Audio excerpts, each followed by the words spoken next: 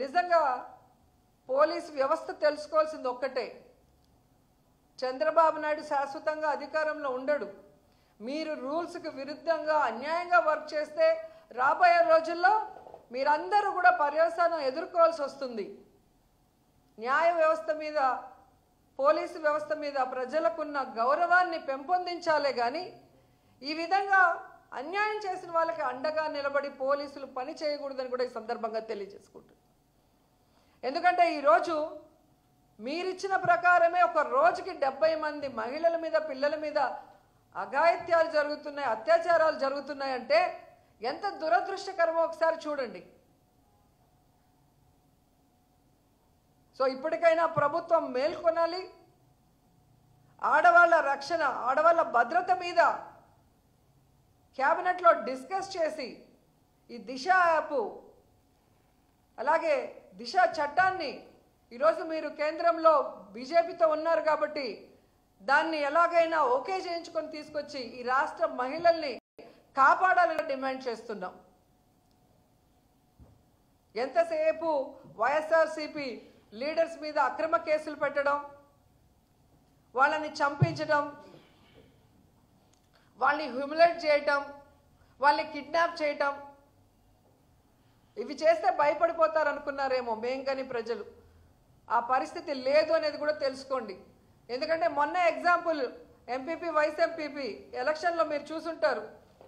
త్రిపురాంతకంలో ఏ విధంగా ఒక ఎంపీటీస్ని మీరు కిడ్నాప్ చేసి 3 రోజులు పెట్టుకొని నేరుగా ఎలక్షన్ హాల్కి తీసుకొచ్చి అక్కడ కూడా ఆ మీద అసభ్యంగా ప్రవర్తిస్తూ ఆ అమ్మాయిని బాధ పెట్టాలని చూసినా ధైర్యంగా వైఎస్ఆర్సీపీకి ఓటేసి జగనన్న మీద తనకున్న అభిమానాన్ని ఎలా చాటుకుందో మీరు చూశారు. అలాగే మీరు చూస్తే ఎలమంచిలి వైస్ ఎంపీపీ ఎన్నికల్లో ఒక ఎంపీటీసీ వైఎస్ఆర్సీపీకి సంబంధించిన కంబాల సత్యశ్రీ ఎంత ఒత్తిడి చేసినా, ఎంత బ్లాక్మెయిల్ చేసినా, ఆ అమ్మాయి ఎంత పేదరాలైనా ఈరోజు తనకి గుర్తింపు వచ్చింది అంటే జగన్మోహన్ రెడ్డి వల్ల. సో ఆయనకి నేను అన్యాయం చేయలేను, చస్తే చస్తాను కానీ పార్టీ మారను అని ధైర్యంగా నిలబడి వైఎస్ఆర్సీపీకి ఓటేసింది అంటే మీరు ఆలోచించుకోవాలి.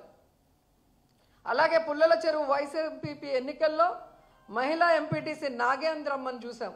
ఆమె హస్బెండ్ సబ్స్టేషన్లో వాచ్మెన్గా పనిచేస్తుంటే ఆ ఉద్యోగం పీకేస్తాం మా కోట వేయకపోతే మీరు బెదిరించినా పస్తులైనా ఉంటాము, కూలైనా చేసుకుంటాం కానీ జగనన్నకు అన్యాయం చేయము అని చెప్పి వాళ్ళు ఎదిరించిన తీరు మీరు చూస్తే ఇప్పటికే అర్థమై ఉంటుంది. జగనన్న నిజమైన సైనికులు, జగనన్న పార్టీకి, జగనన్న అజెండాకి ఎప్పుడూ కూడా కట్టుబడి ఉంటారు. ప్రాణాలు ఇవ్వడానికన్నా రెడీగా ఉంటారు. మీ రెడ్ బుక్లకి, బ్లడ్ బుక్లకి భయపడే వాళ్ళు కాదు అన్న విషయం ఇంకనైనా తెలుసుకొని వాళ్ళు దగ్గర పట్టుకొని మీరు ఇచ్చిన వాగ్దానాల్ని నెరవేర్చడం మీద కాన్సన్ట్రేట్ చేయండి. అంతేగాని ఇలాగే ఇంకా వైఎస్ఆర్ కాంగ్రెస్ పార్టీ వాళ్ళని తప్పుడు కేసులు పెట్టి బెదిరిస్తాం, వాళ్ళని చంపేస్తాం, వాళ్ళని హ్యూమిలేట్ చేస్తామంటే ఇక చూస్తూ ఊరుకునే పరిస్థితి లేదని కూడా ఈ సందర్భంగా తెలియజేసుకుంటున్నాం. ఎందుకంటే మొన్న ఈవీఎంల మేనేజ్మెంట్తో మీరు ఎలాగో సీఎం అయ్యారు కానీ మిమ్మల్ని ప్రజలు ప్రేమించి అభిమానించి కనుక ఓట్లేసుంటే ఈరోజు ఈ పరిస్థితి వచ్చిండేది కాదు.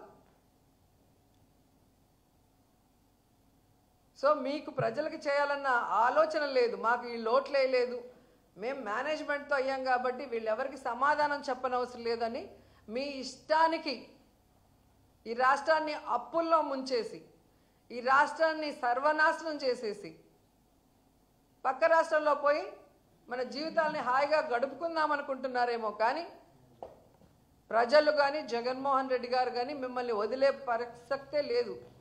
రాబోయే కాలంలో జగనన్న ముఖ్యమంత్రి కావడం తథ్యం.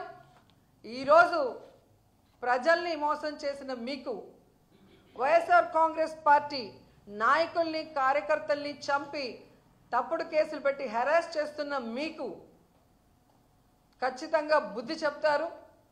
ఎటువంటి పరిస్థితుల్లో ఎవరిని వదిలిపెట్టే ప్రసక్తి కూడా లేదని ఈ సందర్భంగా తెలియజేసుకుంటున్నాను.